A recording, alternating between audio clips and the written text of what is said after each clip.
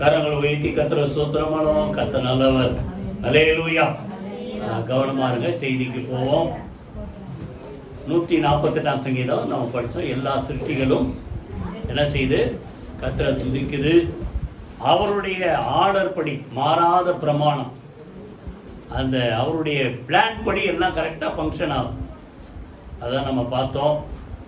ஒரு 2 மாதமாகவே இதயத்தில் ஆண்டவர் பேசின ஒரு சத்தியத்தை இன்னைக்கு நம்ம பார்க்க போகிறோம். முதல்ல ஒரு வசனம் வாசிங்க. 103ஆம் சங்கீதம் எடுத்துங்க.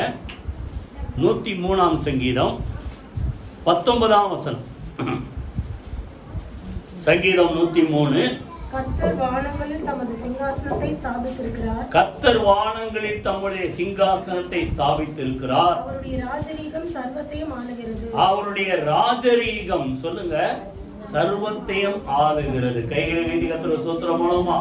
சொல்லுங்க, அவருடைய ராஜரீகம், ஆளுகை, எல்லாத்தையும் ஆளுது. எல்லாமே அவர் சொன்னபடிதான் நடக்குது. ஒன்னே ஒண்ணு கொஞ்சம் தாறுமாறு, இல்லைன்னா கொஞ்சம் என்ன சொல்றது, கீழ்ப்படியாம தவறி நடக்கிறது யார்கிட்ட தான்? மனுஷன்கிட்ட தான் இருக்கு. அதான் நம்ம அந்த சங்கீதம் படிக்கும்போது விவரமா நம்ம பார்த்தோம். சரியா? ஆண்டவர் மனுஷனை தான் எல்லாத்துக்கும் மேல படைச்சார். கரெக்டா? நீர் உண்டாக்கின 8ஆம் சங்கீதத்தில் இருக்குல்ல, நீர் உண்டாக்கின வானங்களை, நட்சத்திரங்களை, சூரியனை, சந்திரனை எல்லாத்தையும் பார்க்கும்போது மனுஷனாகி என்ன நீர் கவனிக்கிறதுக்கு, விசாரிக்கிறதுக்கு நான் ஏமாத்திரம், நம்ம ஏமாத்திரம் தான் சொல்லிட்டு அடுத்து என்ன சொல்றாரு 8ஆம் சங்கீதத்தில்? அவனை தேவ தூதர்கள் சற்று சிறியவனாய் படைத்தீர். அதுக்கப்புறம் என்ன சொல்றாரு? உம்முடைய சகல கிரியைகள் மேல அவனுக்கு ஆளுகை தந்தீர். கையில வீதி கர்த்தரை ஸ்தோத்திரம் பண்ணுவோம். ஆளுகை தந்தீர் 8ஆம் சங்கீதத்தில். அதே வார்த்தை எபிரேயர் 2ஆம் அதிகாரம் புதிய ஏற்பாடுல அந்த நிருபத்துல மீன் பண்ணும்போது சொல்றாரு, எல்லாத்தையும் அவனுக்கு ஆளுகைக்கு கீழ்ப்படுத்தினார் அப்படின்னு போட்டிருக்குது. யாரா வச்சிருக்கீங்களா அந்த பகுதி? அப்படி இருக்கும்போது இன்னும் அவனுடைய ஆளுகைக்கு எதுவும் என்ன செய்யல, கீழ்ப்படுத்தவில்லையே. 8ஆம் வசனம் வாசிங்க. அதுல விஷயத்தில் அவர் அவனுக்கு கீழ்ப்படுத்தாத பொருள் ஒன்றுமில்லை. அப்படி இருந்தும் இன்னும் அவனுக்கு சகலம் என்ன செய்யல, கீழ்ப்படியல.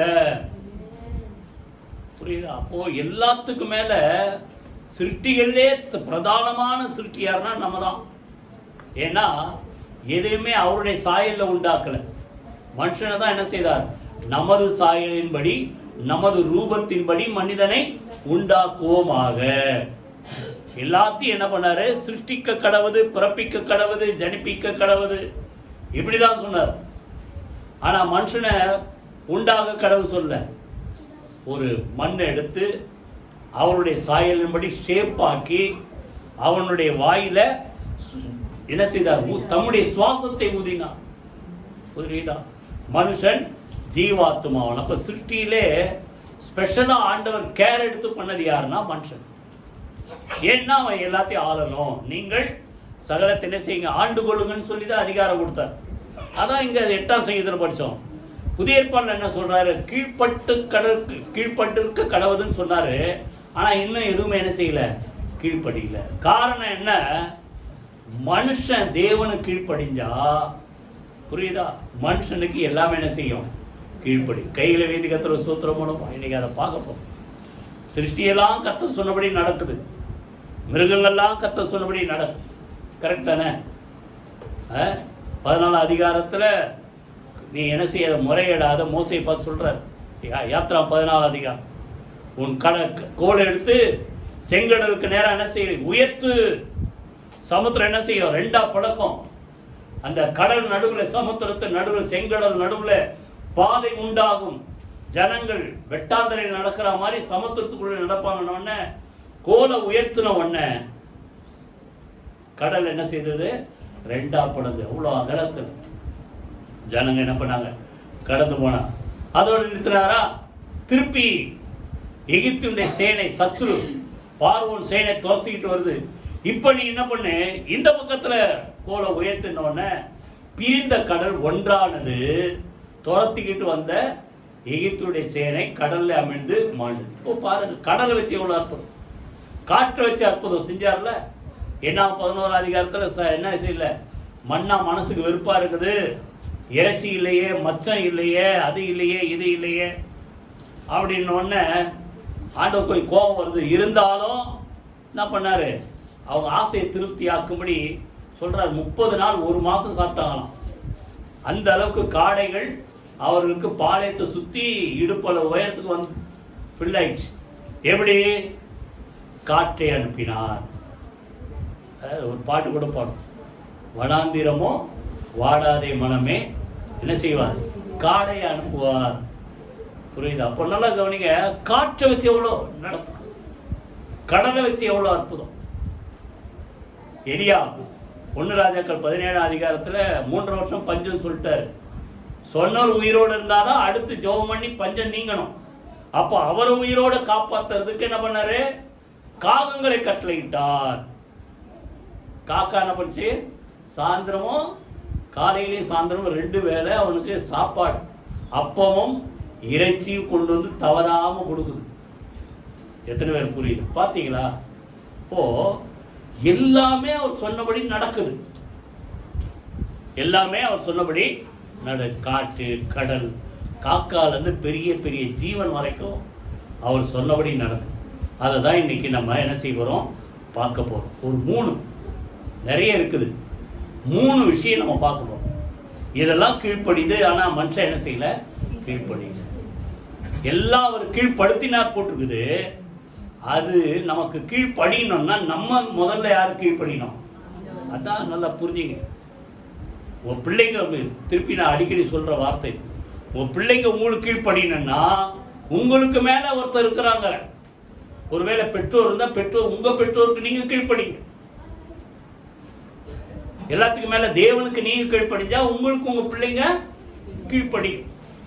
அப்போ நம்ம தேவனுக்கு கீழ்ப்படிந்தா எல்லாமே நம்ம ஆளுகை செய்வோம். கையில வீதி கத்துற சூத்திரம் பண்ணுவோமா? 3 சம்பவத்தை நம்ம இன்னைக்கு பார்க்க போறோம். முதல்ல வாசிங்க 2 பேதுரு 2ஆம் அதிகாரம், 2 பேதுரு 2ஆம் அதிகாரம் 15-16 வாசிங்க. 2 பேதுரு 2ஆம் அதிகாரம் 15-16. செம்மையான வழியை விட்டு தப்பி நடந்து பேயோரின் குமாரனாகிய பிலேயாமின் வழியை பின்பற்றி போனவர்கள் அவன் அநீதத்தின் கூலியை விரும்பி தன்னுடைய அக்கிரம நிமித்தம் அந்த பிலேயாம் கடிந்து கொள்ளப்பட்டான். பேசாத மிருகம் மனுஷர் பேச்சை பேசி தீர்க்கதரிசியினுடைய மதிகேட்டை தடுத்தது. ஒருத்த பாவம் செய்யாதபடிக்கு ஆண்டவர் தடுக்கிறார். எல்லாருக்கும் தெரியும், உமக்கு விரோதமாய் நான் பாவம் செய்யாதபடிக்கு உடைய வாக்கை சொல்லுங்க என் இருதயத்திலே வைத்து வைத்து. வார்த்தை தடுக்குது. அவருடைய பிரசனம் நமக்குள்ள இருந்து நம்மளை தடுக்குது, சாட்சியா வாழ வைக்குது. எத்தனை பேர் புரியும்? அப்போ ஒரு பேசாத மிருகம் பிலேயாமுடைய அந்த தரங்கட்ட காரியத்தை தடுத்துதான். என்ன, ஒருத்தர் கூலி கொடுக்குறான், பாலாக் என்கிற ராஜா. இதெல்லாம் நீங்க படிக்கணும்னா என்ன ஆகும், 22ஆம் அதிகாரத்துல இருந்து நீங்க படிக்கணும். முழுசா நீங்க படிச்சு பாருங்க. 23-24 வரைக்கும் அவனுடைய சம்பவம் இருக்கும். கவனிங்க சரியா? பிள்ளைங்க கொஞ்சம் அமைதியா இருக்கு சொல்லுங்க சரியா? அப்போ 22ஆம் அதிகாரத்துல ஒரு ஜனம் வருது அப்படின்ட்டு இந்த மோவாப் என்கிற ராஜா, மீதியான் மோவாப்லாம் அங்க ஒரே தேசத்துல இருந்தான். அவன் யாரை கூப்பிட்டு இருக்கிறான், பெத்தேர்ல இருந்து பெத்தூரோ பெத்தேர் யார வர வைக்கிறான், பிலேயாம் என்கிற அந்த தீர்க்கதரிசிய வரவழைச்சி நீ வந்து இந்த ஜனங்களை என்ன செய்யணும், எனக்காக சபிக்கணும் அப்படின்னு உடனே இவன் என்ன பண்றான், ஆண்டவர்கிட்ட ஜெபம் பண்ணும்போது ஆண்டவர் சொல்றாரு தரிசனத்துல வந்து, அது யாராவது வச்சிருக்கீங்களா? 12ஆம் வசனம் யாராவது வாசிங்க. 22ஆம் அதிகாரம் என்னாகவும் 22ஆம் அதிகாரம் 12ஆம் வசனம். அதற்கு தேவன் ஆ. பிலேயாமை நோக்கி, ஆ. நீ அவர்களோடே போக வேண்டாம், நீ அவங்க கூட போகாத, ஜனங்களை சபிக்கவும் வேண்டாம், நீ அவங்கள சபிக்க வேணாம், அவர்கள் ஆசீர்வதிக்கப்பட்டவர்கள். அவர்கள் ஆசீர்வதிக்கப்பட்டவர்கள் என்றார். இப்ப நல்லா கவனிக்க, தேவனுடைய சித்தத்தை ஆண்டவர் தெளிவா வெளிப்படுத்துறார். அந்த ஜனங்களை என்ன செய்யக்கூடாது, சபிக்க கூடாது. சபிக்கிறதுக்காக உன்னை பொண்ணும் பொருளும் கொடுத்து கூப்பிட வந்திருக்கிறாங்க.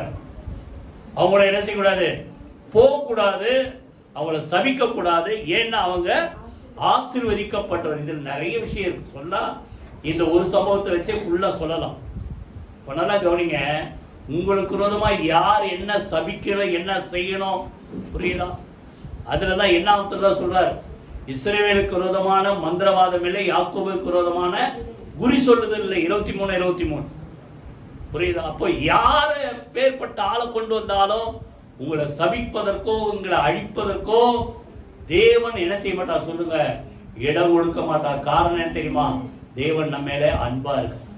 உபாகத்துல மீன் கொண்டு சொல்றாரு, கர்த்தர் முன்னில் அன்பு கூர்ந்தபடினாலே அந்த சாபத்தை என்ன மாத்திட்டாரு, ஆசீர்வாதமா மாத்திட்டாரு. அப்போ அவர் சொல்றாரு, எப்பா அவங்க என் ஜனம், அந்த இஸ்ரவேல் மக்கள் இல்ல, நீங்க உங்களை பார்த்தா சொல்றாரு, உங்க பேரை சொல்லி சொல்றாரு, இவங்க என்னுடைய ஜனம், அவளை என்ன செய்யக்கூடாது, நீ சபிக்க கூடாது. ஏன்? அவங்க ஆசீர்வதிக்கப்பட்டவங்க அப்படின்ன உடனே இவரு, நீங்க அது அப்புறம் ஃபுல்லா படிச்சு பாருங்க, சுருக்கத்தை நான் சொல்றேன்.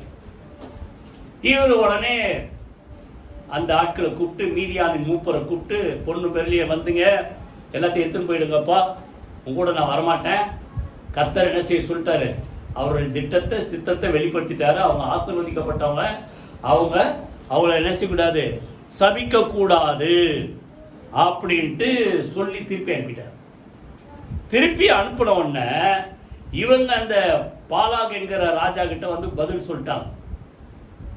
சொல்லிட்டு கிட்டத்தட்ட அந்த தூரம் மோவாப் தேசத்துல இருந்து அவங்க இருக்கிற அந்த யாரு இவ பிலேயாம இருக்கிற மெசபதோமியா, பெத்தூர்ன்றது எங்க இருக்குது, உபாகத்துல இருக்காது. அது எங்க இருக்குது, கிட்டத்தட்ட பாத்தீங்கன்னா ஒரு 750 கிலோமீட்டர் தூரம் இங்க இருந்து, கிட்டத்தட்ட கன்னியாகுமரி தூரம் வச்சுக்க. இப்பன்னா நைட்டு ட்ரெயின் ஏறினா காலைல போயிடுவோம். அந்த காலத்துல ஒரு நாளைக்கு எவ்வளவு தூரம் டிராவல் பண்ணுவாங்கன்னா, ஒரு நாளைக்கு கிட்டத்தட்ட ஒரு 40 கிலோமீட்டர் தான் தூரம் டிராவல், கிட்டத்தட்ட 20 நாள் ஆகும். ஏன்னா அவங்களுடைய அங்க வாகனங்கள் கழுதை தான். அப்ப எத்தனை நாள் பிரயாணம், 20 நாள் பிரயாணம் பண்ணி ராஜா கிட்ட வந்து சொல்லிட்டார், அவர் வரமாட்டாராம், அவரு தேவன் சபிக்க விட மாட்டாராம் அப்படின்னு. இவன் என்ன பண்றான், அந்த ராஜா எப்படியாவது இந்த ஜனங்களை சபிக்கணும்ட்டு இன்னும் அதிகமான பெரிய பெரிய ஆட்கள் பிரபுக்களை கூப்பிட்டு இன்னும் நிறைய பொண்ணும் பெருளையும் வெள்ளியும் கொடுத்து இப்ப போய் சொல்லு அப்படின்ட்டு திருப்பி அனுப்புறாரு. அப்ப திரும்பி வந்த உடனே இப்ப திரும்பி வர்றதுக்கு ஒரு 20 நாள் பிரயாணம். மொத்தம் எத்தனை நாள் ஆச்சு, 40 நாள் ஆச்சு. 40 நாள்ல திருப்பி வந்தவனை என்ன சொல்லி இருக்கணும், உங்களை என்னை பார்த்து வந்தது, அதான் நான் ஏற்கனவே சொல்லிட்டு சும்மா ஏன் பண்றேன், ஆண்டவர் இவங்களை என்ன செய்யக்கூடாது, சபிக்க கூடாதுன்றாரு, அவங்க ஆசீர்வதிக்கப்பட்டவங்க போயிடு அப்படின்னு. இவன் என்ன பண்றான், இருந்தாலும் இப்ப எனக்கு ஆண்டவர் என்ன சொல்றாரு கேட்கிறேன். அதுல இருக்கு பாருங்க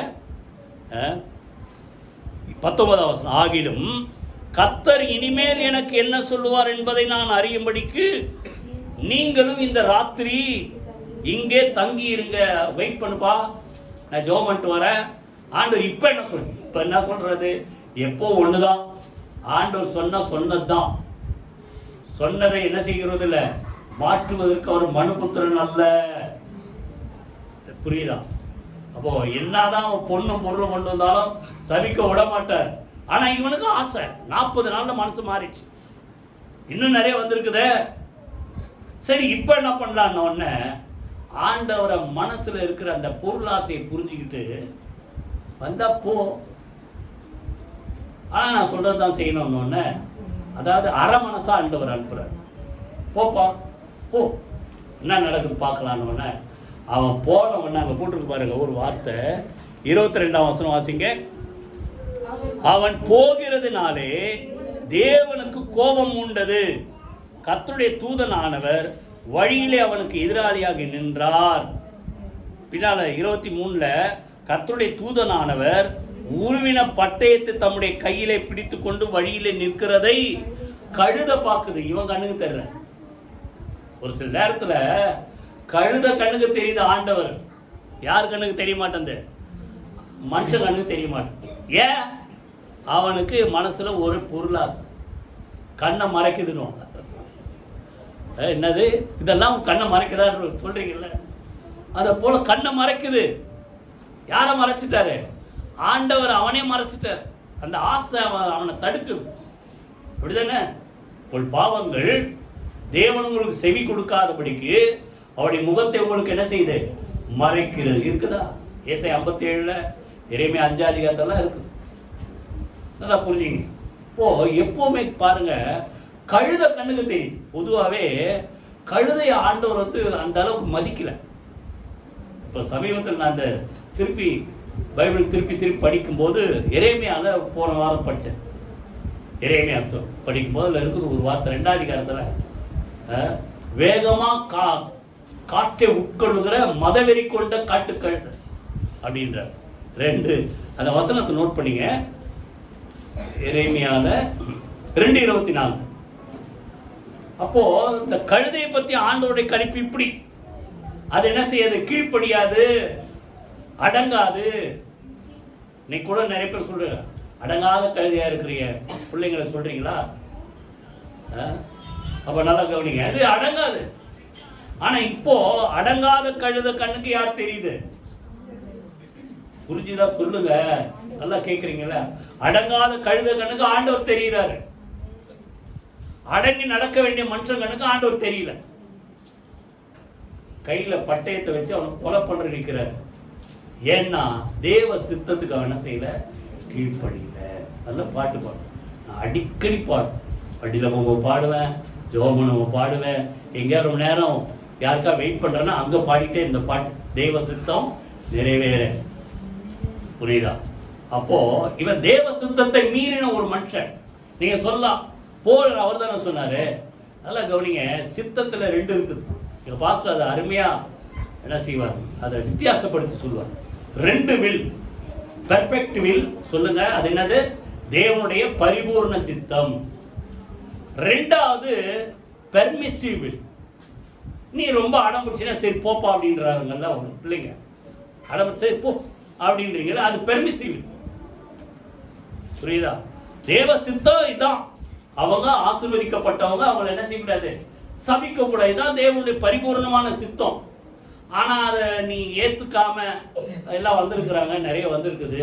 நான் போட்டுமான்னு போடா அப்படின்ட்டு அப்படிதான் அதை அனுமதி கொடுத்தாரு. அவன் போன உடனே ஆண்டவர் கோபம் உண்டது, கையில பட்டயத்தை எடுத்துட்டு அவனை கொலைப்படுற வழியில நிற்கிறார். அப்புறம் பார்த்தீங்கன்னா நல்லா தெரியும், கழுதை என்ன செய்யுது? ஆண்டவரை பார்த்துட்டு வழியில விலகி நிற்குது. இவன் போனா ஆண்டவர் கொலை பண்ணுவாருன்ட்டு கழுதை கண்ணுக்கு உணர்வு. எஜமான காப்பாற்றணுன்ட்டு வழியில முன்னேறி போக மாட்டேங்குது. இவன் அடிக்கிறான், செவருல போய் முட்டுது, அதுக்கு மேல அடிக்கிறான், முட்டி போட்டு பத்துச்சு, நான் போக மாட்டேன். அப்பதான் கழுத கண்ணை திறந்த ஆண்டவர் அங்க இருக்க பாருங்க, 28ஆம் வசனம். உடனே கர்த்தர் கழுதையின் வாயை திறந்தார். பேசாதான் அந்த பேதுருல பட்சமே, பேசாத மிருகம் எதை பேசுச்சு? மனுஷன் பேச்ச பேசுச்சு. கழுதை பேச வச்சார். எப்போது நான் அப்படி உங்களுக்கு செஞ்சிருக்கிறேன்? எப்படி பேசுவார்? ஏன்னா ஒரு புள்ள பேசுற மாதிரி, நான் எப்பவுமே உனக்கு கீழ்ப்படி தானே இருக்கிறேன், எப்பாவது நான் அப்படி செஞ்சிருக்கேனா? இல்லை, நீ எப்போதும் செஞ்சதில்லை. அப்போ இவன் உயிரை காப்பாத்துறதுக்கு என்ன செய்யுது? முன்னேறி போக மாட்டேங்குது. இவன் கண்ணுக்கு தெரியல. அப்புறம்தான் கர்த்தர் 2வது யார் கண்ணை திறக்கிறாரு? பிலேயாமின். ஆனால் பின்னால சொல்றான், கண் திறக்கப்பட்டவன் பேசுகிறதாவது. கண்ணை திறந்தா ஆண்டவர் பார்த்தா, ஐயோ ஆண்டவரே நீங்களா, நான் தெரியாம பண்ணிட்டேன். புரியுதா? எத்தனை பேர் புரியுது? அதனால கவனிங்க, கழுத என்ன செய்யுது? மதிகேட்டை தடுத்தது. கையில் வீதி கத்துல சோத்திரமான என்ன சொல்ல போனா கரெக்டா சொன்னா, கழுத ஒரு மனுஷன் பாவம் செய்யாதபடி அவனை தடுத்து அவன் உயிரை என்ன செய்தது? காப்பாற்றினது. கைகளை வீதிகத்துல சூத்திரம் பண்ணுவோமா? பிழையாம் கீழ்ப்படியில, ஆனா கழுத என்ன செய்யுது? கீழ்ப்படி, பேசுது, வாக்குது. ரெண்டாவது நேரம் இல்ல. அடுத்தது யோனா, எல்லாருக்கும் தெரியும். அடுத்து யோனா 1:17 யாராவது வாசிங்க. யோனா 1:17 யோனாவை விழுங்கும்படி 17. யோனாவை விழுங்கும்படி ஒரு பெரிய மீனை கர்த்தர் ஆயத்தப்படுத்தி இருந்தார். அந்த மீன் வயிற்றிலே யோனா இராப்பகல் 3 நாள் இருந்தார். மீன் வயிற்றுக்குள்ள 3 நாள் இருக்கிறார். இதெல்லாம் ஒரு நிழலுக்காக கூட ஆண்டவர் செஞ்சார். ஆனா சம்பவம் நடந்தது. நல்லா புரியுங்க. யோனா மீன் வயிற்றிலே 3 நாள் இரவு பகல் இருந்தது போல பூமி இருதயத்திலே மனுஷகுமாரன் இருப்பார். மத்தேயு 12 ஆண்டவர் மீன் பண்றாரு. இதெல்லாம் இது நம்ம நம்புறதுக்காக, இதெல்லாம் அவர் பூமி இருதயத்தில் கல்லறையில் வைக்கப்பட்டாலும் திரும்பி உயிரோடு வந்ததுக்கு ஒரு அடையாளம் யோனான்றதுக்கு முன்னாடி செஞ்சு காட்டிட்டார். இப்போ இது நல்லா கவனிங்க. இப்போ ஒரு மீன் யாரு கீழ்ப்படியுது சொல்லுங்க? ஆண்டவர் கீழ்ப்படி.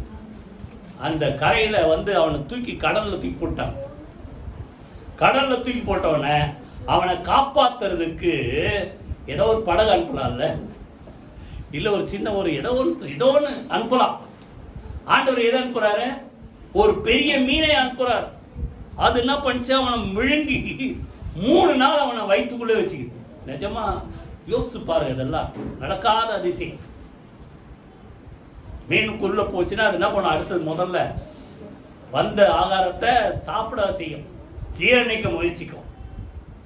ஆனா இவரு 3 நாள் இவன் என்ன பண்ணிட்டான்? உயிரோடு இருக்கிறான்.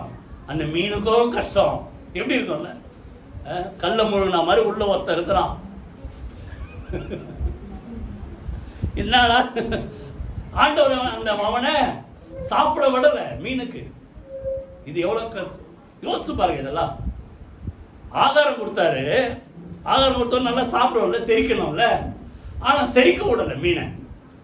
எப்படி தடுக்கிறார் பாருங்க மீனை. இப்போ யோனாக்கு இல்லாத ஒரு கீழ்ப்படிதல் யாருக்கு இருக்குது? மீனுக்கு இருக்குது. உள்ள முழுகுச்சு. ஆனா உள்ள வருவான். 3 நாள் கழிச்சு அவனை திருப்பி கக்கிடணும் கரையில. அது வரைக்கும் அவனை சேஃபா உன் வயிற்றுக்குள்ளே வச்சுக்கோ. இதெல்லாம் தேவ திட்டம். இதுக்கு மீன் கீழ்ப்படியுது. ஆனா யார்தான் கீழ்ப்படியில? யோனா கீழ்ப்படி. ஏன்னா அவர் முதல்ல ஆரம்பிச்சோடனே எடுத்து எங்க சொல்றாரு? மகா நகரமாகிய நினிவேக்கு போ, அது என்னுடைய அக்கிரமம். 1 இருக்கா? நீ எழுந்து 2 நினிவேக்கு போய் அதற்கு விரோதமாக பிரசங்கி, அவருடைய அக்கிரமம் என் சமூகத்தில் எட்டினது. அப்பொழுது யோனா 3 கர்த்தருடைய சமூகத்திலிருந்து விலகி தர்ஷீசுக்கு ஓடி போகும்படி. இவர் கூட இருந்தா ஆண்டவர் எங்க சொல்லுவாரு? நினிவே போ, நினிவே போ, நினிவே போ. இன்னைக்கு நிறைய பேருக்கு ஆண்டவர் கூடவே இருந்தா அதை பண்ணாத இதை பண்ணா சொல்லிட்டே இருக்காரு. இல்லைன்னா அம்மா அப்பா கூடவே இருந்தா என்ன அப்படி பண்ற, என்ன பண்ற, கொஞ்சம் அம்மா அப்பா கண் பார்வைக்கு வெளியே போயிரு. அதை போல இவரு கர்த்தருடைய சமூகத்தை விட்டு விலகும்படி. ஏன்னா இருந்தா ஒழுங்காருன்றாரு, இருந்தா அங்க போன்றாரு, இருந்தா அதை பேசுன்றாரு. அதனால கரெக்டா இருக்கு அந்த வார்த்தை. கர்த்தருடைய சமூகத்தை வந்து விலகும்படி எங்க கப்பல் இருக்காரு? சொன்னது நினிவேக்கு, போனது தர்ஷீசுக்கு. இதை பத்தி சொன்னா நிறைய விஷயம். ஏன்னா இந்த நினிவேனாலுமே யாருக்கு அலர்ஜி? யோனாக்கு அலர்ஜி. இன்னும் சொல்ல போனா அங்க இஸ்ரவேல் ஜனங்களுக்கே பிடிக்காது. ஏன்னா நினிவே என்பது அசீரியா ராஜா இந்த ராஜ்யத்துல ஒரு நகரம், நல்ல ஒரு பெரிய நகரம். அசீரியருடைய வேலை என்னன்னா இஸ்ரவேல் ஜனங்களை ஒடுக்குறதா அவங்க வேலை. இதெல்லாம் நீங்க ராஜாக்கள் புக்கெல்லாம் நீங்க படிச்சீங்கன்னா தெரியும். அங்க இருக்கிற ஆளுங்களை கொண்டு வந்து இஸ்ரவேல்ல குடியமர்த்துறான். இங்க இருக்கிற இஸ்ரவேல்ல இருக்கிற மக்களை நினிவேக்கு சிறைப்பிடித்து கொண்டு போறோம். எசேக்கியா காலத்துல, அதுக்கு அப்புறம் யோனாக்கு அப்புறம் தான் அதெல்லாம் வரும். எசேக்கியா காலத்துல பார்த்தா யார் தான் வந்து சபதம் சொன்னது? அசீரிய ராஜா. யாரு? சனகரிப். இன்னும் அவங்க ஆண்டவர் நம்புற. இதெல்லாம் பார்த்தா அந்த ஆளுங்க தான். ஆனால் இஸ்ரவேல் ஜனங்களுக்கு யார் ஆவாது? சொல்லுங்க யாராவது. அசீரியா ராஜாக்கள் இந்த மக்கள்னால ஆவாது. அவன் என்ன நினைச்சான் தெரியல. அக்கிரமம் எட்டுச்சு, நீ போய் பிரசங்கம் பண்ணு, அதை எச்சரிக்கணும், அவன் மனம் திரும்பணும்னா இவனுக்கு போவதுக்கு என்ன இல்லை, மனசு இல்லை.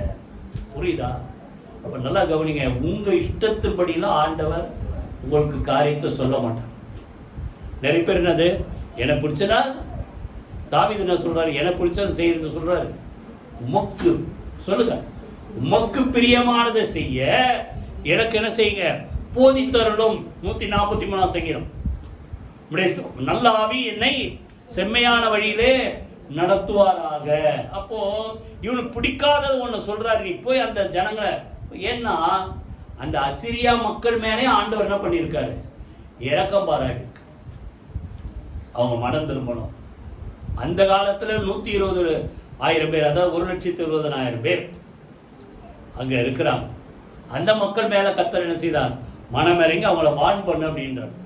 அது ஒண்ணு தேவ திட்டம், அது அவங்கள காப்பாற்றணும்னு. ஆனா யோனாக்கு அவன் மகா பாவி, அவன் எப்படி போனா எனக்கு என்னன்ட்டு இவர் விலகி போயிட்டார். ரெண்டாவது, அந்த காலத்துல பிரயாணம்ன்றது கப்பல் பிரயாணம் ஈஸி. புரியுதா? இப்போ அந்த இஸ்ரேல் தேசத்திலிருந்து கப்பல் ஏறினா தர்ஷீஸுக்கு போயிடலாம். நினிவே போனா ரோட்ல போனோம். நான் ஏற்கனவே சொன்னேன், யாரு அந்த பெத்தூர்ல இருந்து ஆளுங்க வர்றதுக்கு அவங்க எவ்வளவு தூரம், 20 நாள் ஆச்சு. புரியுதா? அப்போ அவ்வளவு தூரம் டிராவல் பண்றதுக்கு ரொம்ப கஷ்டமான சூழ்நிலை. எப்போ நல்லா கவனிங்க, நீங்க நிறைய பேர் என்ன பண்றோம், ஈஸியா இருந்தா செய்யறேன், கஷ்டமா இருந்தா வேணும். ரெண்டாவது, எனக்கு இஷ்டமா இருந்தா செய்யறேன், எனக்கு பிடிக்கலன்னா செய்ய மாட்டேன்.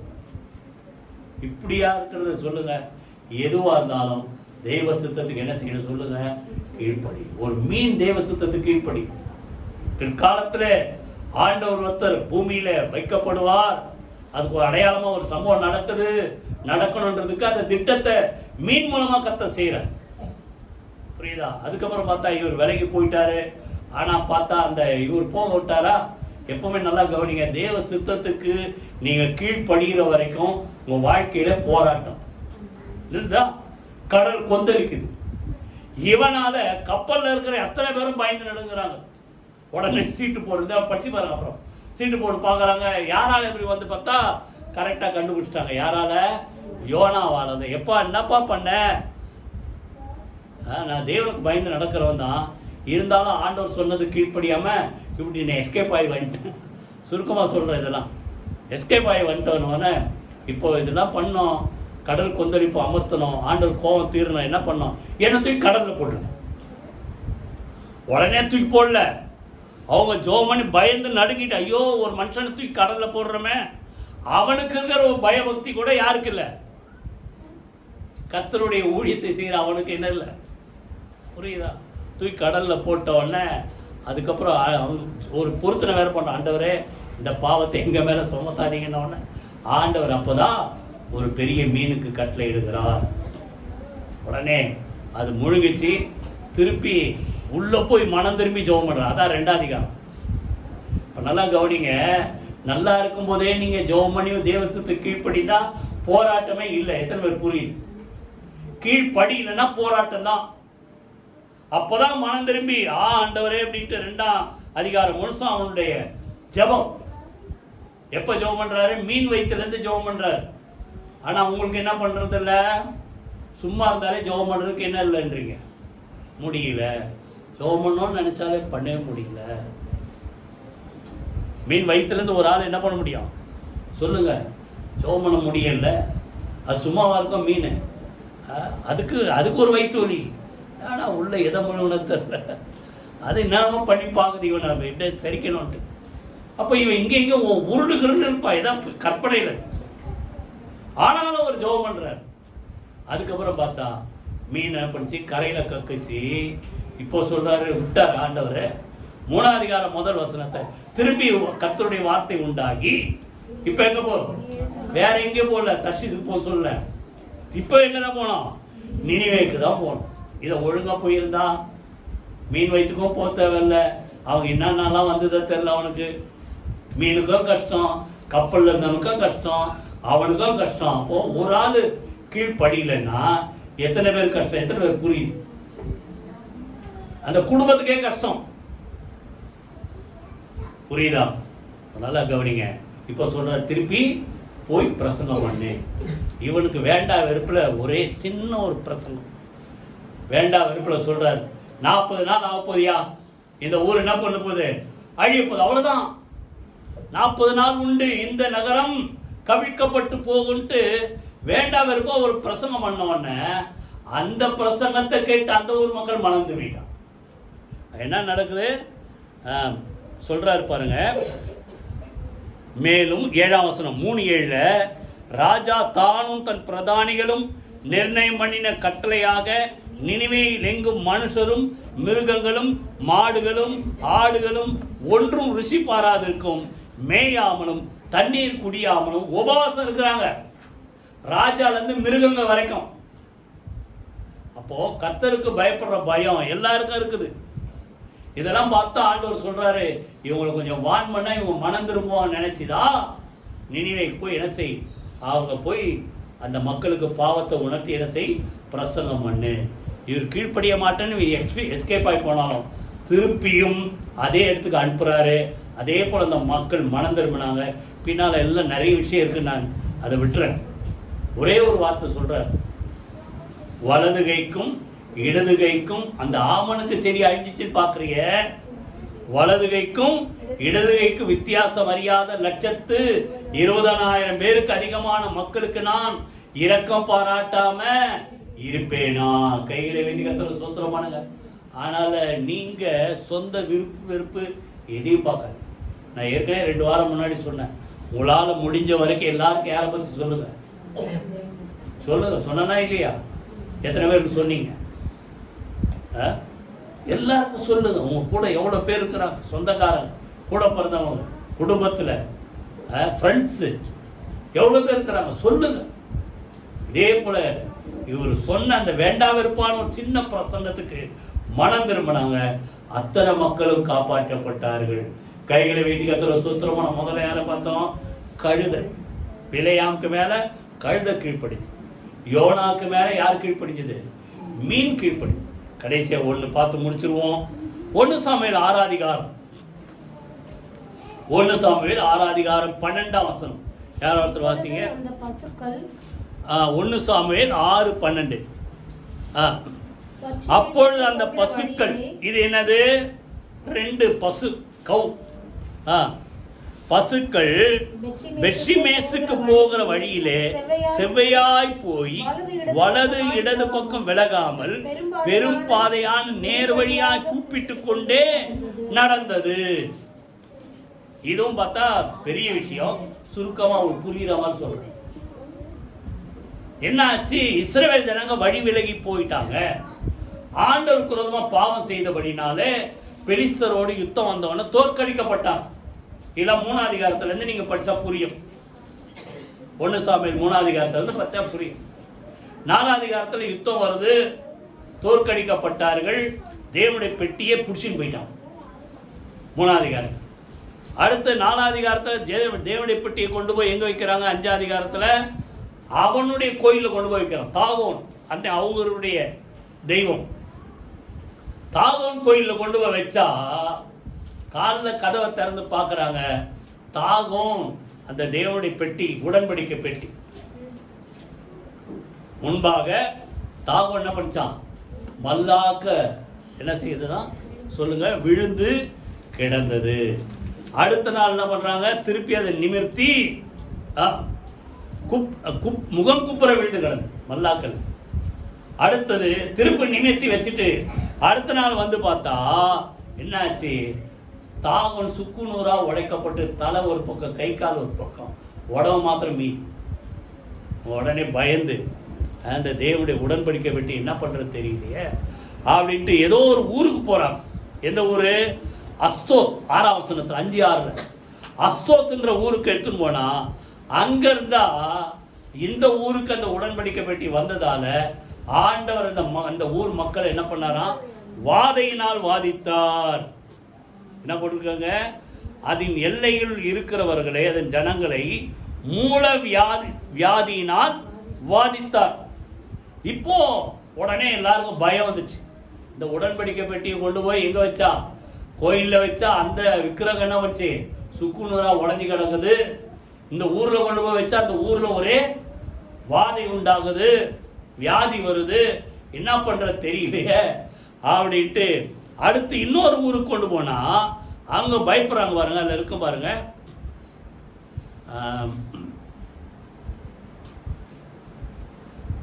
9-10 வாசிங்க. அந்த மனுஷர் அப்படியே செய்து 2 கறவை பசுக்களை கொண்டு வந்து இல்ல 5-10 அவர்கள் தேவனுடைய பெட்டி எக்ரோனுக்கு அனுப்பினார்கள். அந்த பெட்டி எக்ரோனுக்கு வரும்போது எக்ரோன் ஒரு ஜனங்க அலறாங்க. முதல்ல எந்த ஊர் அடிச்சாரு? அஸ்தோத் இருக்கா? அஸ்தோத்துல இப்படி வந்த உடனே அந்த ஊருக்குள்ள வரும்போதே இவங்க அலற, ஐயா எங்க ஊரை அழிக்கிறதுக்கா இந்த பெட்டியை கொண்டு வரீங்க, உள்ளே வரவே வேணாம், பயந்து நடக்கிற. அப்போ நல்லா கவனிங்க, தேவனுடைய உடன்படிக்கை பெட்டி ஒரு பயம் அவனுக்கு இருக்குது, இவங்களுக்கு இல்லாதால தான் அந்த பெட்டி பிடிக்கப்பட்டது. நல்லா புரிஞ்சுங்க. கடைசியா அந்த எக்ரோன் ஊர் மக்கள் அலறி துடிக்கிறாங்க, இந்த ஊர் கொண்டு வராத அப்படின்னோடனே இப்போ உட்காந்து ஆலோசனை பண்ற அந்த சாஸ்திரிகள்லாம் இருப்பாங்கல்ல அந்த ஊர்ல, என்ன பண்ணலான்னு இப்படி ஒரு பண்ணு, இந்த ஊர் கவுண்ட் படி இந்த பொன் உருப்படி எல்லாம் செஞ்சு இந்த உடன்படிக்கை பெட்டி யாரு அவங்க நாட்டுக்கே அனுப்பிடலாம். யார் நாட்டுக்கு? இஸ்ரவேல் தேசத்துக்கே அனுப்பிடலாம் அப்படின்ட்டு தான் இப்போ ஒரு திட்டம் போட்டு, இப்போ வாசிங்க 6 அதிகாரத்தில் 9 வசனம். அப்பொழுது பாருங்கள், அது தன் எல்லைக்கு போகிற வழியாய் பெத்சிமேஷு, அதான் பெத்சிமேஷு இஸ்ரவேல் ஜனங்க இருக்கிற இடம், நேரா போச்சுன்னா இந்த பெரிய தீங்கை எல்லாம் நமக்கு செய்தவர் கர்த்தர் தான் அப்படி பண்ணார், அவரை பெட்டியை தூக்கிட்டு வந்ததால் தான் நமக்கு இப்படிலாம் வந்தது அப்படின்னு நம்ம தெரிஞ்சுக்கலாம். அது பெத்சிமேஷுக்கு போகாம வேற எங்க போயிடுச்சுன்னா இதெல்லாம் தற்செயலாக நமக்கு வந்ததுன்னு நம்ம தெரிஞ்சுக்கலாம் அப்படின்ட்டு. அதே போல உடன்படிக்கை பெட்டியும் பக்கத்தில் அவங்களுடைய சிந்தனை, அது அதெல்லாம் தேவையில்லாது. பொண்ணு உருப்படியெல்லாம் செஞ்சு இன்னொரு சின்ன பெட்டியை வச்சு அங்கே என்ன பண்ணுறாங்க, அந்த கறவை பசுக்கள் கொண்டு வந்து கண்ணுக்குட்டியை வீட்டில் கட்டிட்டு பசுக்களை கொண்டு வந்து உடன்படிக்கை பெட்டியில் அந்த மண்டியில் வச்சு பசுக்களை அனுப்புனா அந்த பசுக்கள் என்ன பண்ணுச்சு? இப்போதான் அதை படித்தோம். 12 வசனம் திருப்பி வாசிங்க. அப்பொழுது அந்த பசுக்கள் பெத்சிமேஷுக்கு போகிற வழியிலே கரெக்டா போகுது. பசு எப்படி போகுது சொல்லுங்க? சொல்ல மாட்டீங்களே, எப்படி போகுது சொல்லுங்க? எப்படி போகுது? செம்மையா. 2வது, இந்த பக்கம் விலகல. யார்தான் விலகிறது? யார்தான் விலகிறது? சொல்ல மாட்டீங்க. நம்ம தான் விலகு. ஆண்டவர் சொல்றாரு, நீங்கள் வலது பக்கத்திலும் இடது பக்கத்திலும் சாயும் போது, அப்படின்னா அர்த்தம், நேர் வழியை விட்டுட்டு இங்க சாயலாமா அங்க சாயலாமா, இப்படி பண்ணலாமா அப்படி பண்ணலாமான் போது ஆண்டவர் பின்னால இருந்து பேசும். வழி இதுவே, இதிலே நடவுங்கள் என்று உங்களுக்கு பின்னாலே சொல்லும் ஒரு சத்தத்தை நீங்கள் கேட்பீர்கள். அப்போ மனுஷன் வழி விலகாதபடி வழி நடத்துற ஆண்டவர் இப்ப யாரை நடத்திருக்காரு? இந்த 2 பசுவை நடத்துறாரு பாருங்க. இந்த பக்கம் விலகாத. யாருக்கா தெரியுமா? இப்போ இது யோசிப்பாங்க, பெட்ஷிமேஸ்ல இருந்து பசு கொண்டு வந்து வண்டியில கட்டி வச்சா எப்பவுமே இந்த வண்டி மாடுகளுக்கு தெரியும், அவன் வண்டி ஓட்டுறவன் தூங்கினா கூட கரெக்டா அவங்க வீட்டுக்கு போயிடும். புரிஞ்சுதா உங்களுக்கு? இந்த குப்பை வண்டியில முன்னாடி இப்பெல்லாம் லாரி வந்துச்சுல, நமது குப்பை வண்டி பாட்டு பாடிட்டு, முன்னாடிலாம் வண்டி தான் வரும், கரெக்டா வந்தா அது எங்க நிற்கும்? குப்பை தொட்டியை பார்த்தாலும் கரெக்டா நிற்கும். அடுத்து பார்த்தா தட்டி விட்டா அடுத்த குப்பை தொட்டில கரெக்டா நிற்கும். அப்போ இது என்னது? பழக்கம். இப்போ இந்த பசு பெத்சிமேசு ஒரு பசு இல்ல, பெலிஸ்தர் ஒரு பசு. இப்போ இது எங்க போனோம்னு அதுக்கு தெரியாது. ஆனா தெரியாத ஒரு பசுவை நேர் வழியா யார் நடத்தி இருக்கிறார்? எத்தனை பேர் புரியுது? புரியுதா? எத்தனை பேர் புரியுதா? நேர் வழியா இந்த பக்கம் விலகாம கரெக்டாக அந்த வசனத்தை வீட்டில் போய் நல்லா நிறுத்தி நிதானமாக படிச்சுப்பான். செவ்வையாய் வலது பக்கம் இடது பக்கம் விலகாமல் பெரும் பாதையான, சொல்லுங்க திருப்பி, நேர் வழியாய் கூப்பிட்டு கொண்டே நடந்தது. அப்புறம் தான் பார்த்தா அந்த பெஷிமேஸ் மக்கள் இந்த உடன்படிக்கை பெட்டியை பார்த்த உடனே சந்தோஷப்பட்ட. பின்னால ஒரு அசம்பாவிதம் நடந்தது, நேரம் இல்லாத விட்டுறேன். புரியுதா? பண்ணால கவனிங்க, தேவ சித்தத்துக்கு கீழ்ப்படியலைன்னா அவங்க பெருசா பிரதானமா நினைக்கிற உடன்படிக்கை பெட்டியை அவன் பிடிச்சிட்டு போயிட்டான். புரியுதா? அவனா அந்த மக்கள் பயந்து அவங்க தேசத்தை அந்த தேசத்துக்கே திருப்பி அனுப்பும் போது அந்த பசுக்கள், புரியுதா, இந்த பக்கம் விலகலை அந்த பக்கம் விலகலை, தேவ சித்தம் எங்க போனோம்ட்டு அதுக்கு தெரியும்.